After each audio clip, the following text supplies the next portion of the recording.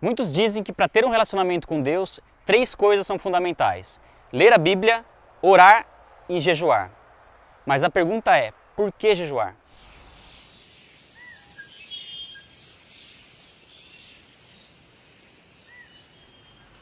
Antes de tudo, nós precisamos diferenciar o que é o jejum do que é um voto ou um propósito que você faz com Deus. Afinal, nem tudo que envolve abrir mão de algo com um propósito espiritual é um jejum. Quando nós falamos do jejum bíblico, nós estamos falando da abstenção de alimentos. No caso de votos ou propósitos, muitas outras coisas podem estar envolvidas, desde deixar de praticar alguma atividade que você gosta ou então fazer algo que você normalmente não faria. De fato, votos e propósitos, quando feitos com sabedoria, agradam a Deus e devem fazer parte da nossa vida cristã. Contudo, se você fizer um voto ou um propósito, trate de cumprir aquilo que você se propôs a fazer. A Bíblia chama de tolo aquele que faz um voto e não cumpre. Fala inclusive que é melhor não fazer um voto do que fazer e não cumprir. Por exemplo, dizer para Deus que a partir de hoje você vai acordar mais cedo todos os dias para orar pelo menos 20 minutos. Não importa se é feriado ou fim de semana. Sinto lhe informar, mas vai ter um dia que você vai falhar. Ou então fazer o propósito de ler a Bíblia inteira em 6 meses. Aí você acabou de comprometer completamente a qualidade da sua leitura bíblica.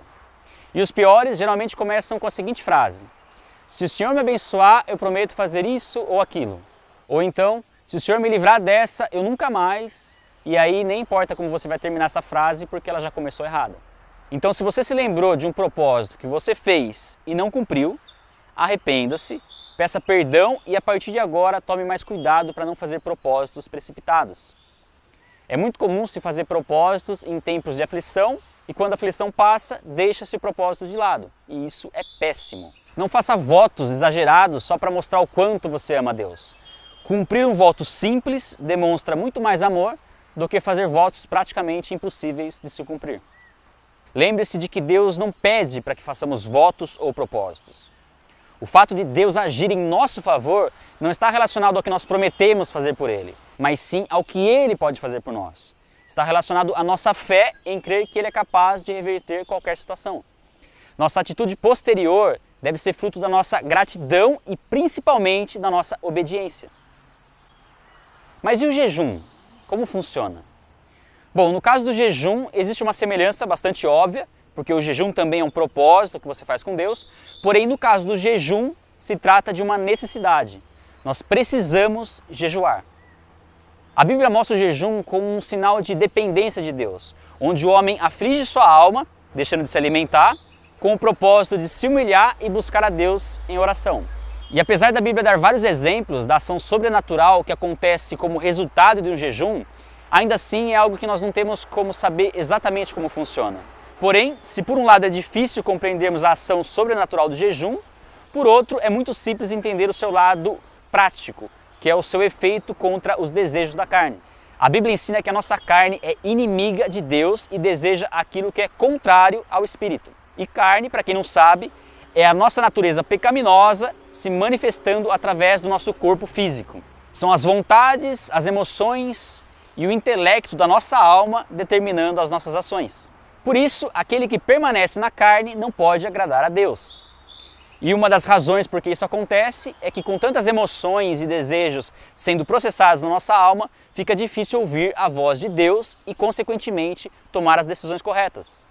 É aí que entra o jejum. E por que o jejum funciona? Bom, basicamente porque a alimentação é a necessidade primária do ser humano. Quando você está com muita fome, todas as vontades e desejos da alma se concentram em uma só coisa: comer. Todo o resto perde a importância porque agora a sua prioridade é comer.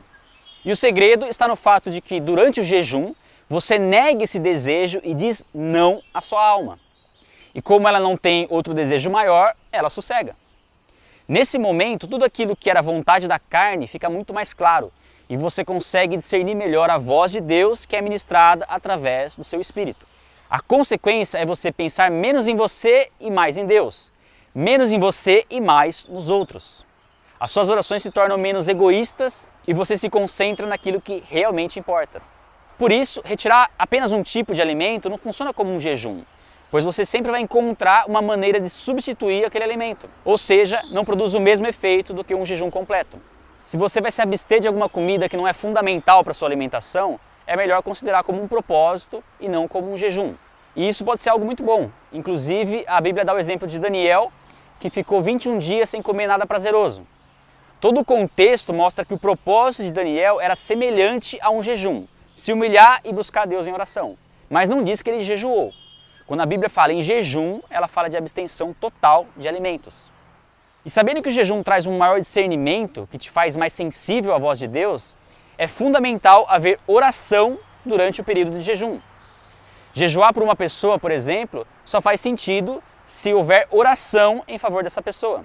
Inclusive, um jejum deve sempre começar com uma oração, pois é quando você vai receber a direção de Deus em relação ao propósito e ao tempo desse jejum. E assim como votos e propósitos, não quebre o jejum. Se você nunca fez um jejum com propósitos espirituais, a dica é começar gradualmente, sem exageros. De repente, retirar uma refeição que você está acostumado a fazer, ou então estabelecer uma quantidade de horas sem se alimentar. O importante durante o jejum é você se sentir em jejum, e isso varia de pessoa para pessoa. Aliás, o jejum é algo tão particular que a Bíblia recomenda que você nem fale para os outros que está jejuando. Mas também o jejum não chega a ser algo secreto. Afinal, quando te oferecerem comida, ou no caso de um jejum coletivo, não tem problema nenhum as pessoas saberem que você está jejuando. Jesus Cristo jejuou, os grandes homens de Deus e os líderes da igreja primitiva jejuavam, e nós também devemos jejuar. O jejum não faz com que Deus tenha mais ou menos compaixão de nós. Na verdade, o jejum trabalha o nosso caráter, revelando as preocupações fúteis da nossa alma e deixando muito mais claro o que verdadeiramente importa. O jejum é uma forma de expressar a nossa dependência de Deus e o quanto nós ansiamos pela segunda vinda de Cristo. Vai na Bíblia, fica por aqui. Se você curtiu o vídeo, não esquece de dar o seu like, compartilhar o vídeo, se inscrever no canal e a gente se vê no próximo vídeo. Valeu, um abraço.